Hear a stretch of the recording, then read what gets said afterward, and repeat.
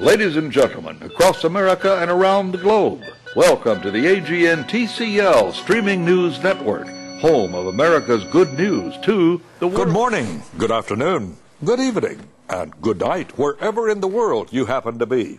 I'm Austin Miles. My partner, Angelia, has got the day off, which leaves me here alone and defenseless. A lot of stories came out of Vietnam. It was a period of time when the war took place. It probably was the most discussed war in history. But perhaps the favorite story that I heard that came out of that time in our lives is this one. A wealthy man and his son loved to collect rare works of art. They had everything in their collection, from Picasso to Raphael. They would often sit together and admire the great works of art. When the Vietnam conflict broke out, the son went to war. He was very courageous and died in battle while rescuing another soldier. The father was notified and grieved deeply for his only son. About a month later, just before Christmas, there was a knock on the door. A young man stood at the door with a large package in his hands. He said, "Sir, you don't know me, but I am the soldier for whom your son gave his life. He saved many lives that day, and he was carrying me to safety when a bullet struck him in the heart, and he died instantly. He often talked about you and your love of art." The young man held out this package.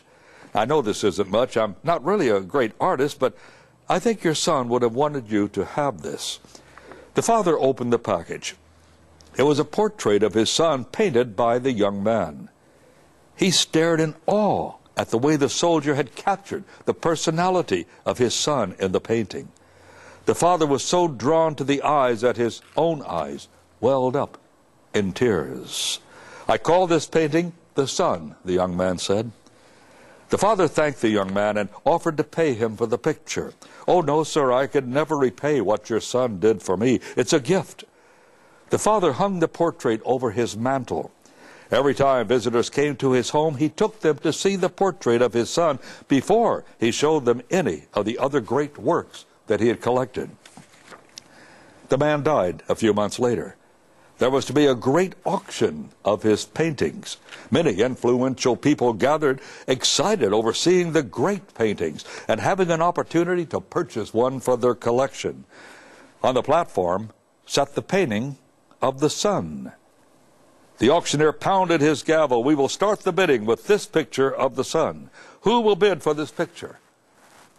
There was silence. Then a voice in the back of the room shouted, "We want to see the famous painting. Skip this one." But the auctioneer persisted. "Will somebody bid for this painting? Who will start the bidding? $100? $200?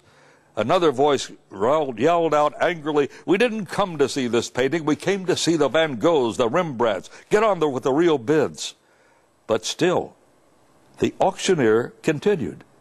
The son, who will take the son?"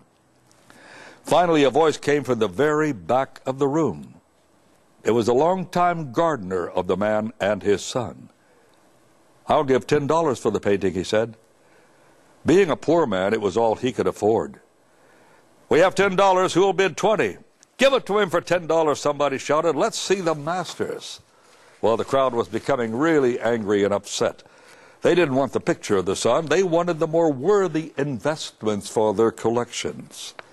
The auctioneer pounded the gavel, going once, going twice, going 3 times, "Sold for $10. A man sitting on the second row shouted, "Now let's get on with the collection." The auctioneer laid down his gavel. "I'm sorry," he said.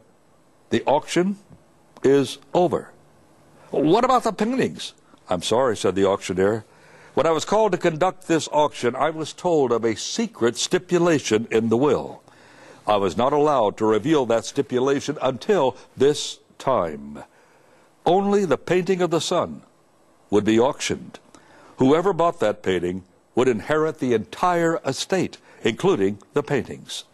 The man who took the son gets everything." You know, I think about a story 2,000 years ago, something kind of similar. And if you listen very, very carefully, you can maybe hear a gentle voice saying, the son, who will take the son?" Because you see, the one who takes the son gets everything. I am Austin Miles. God bless you, and may all your prayers be answered. Amen.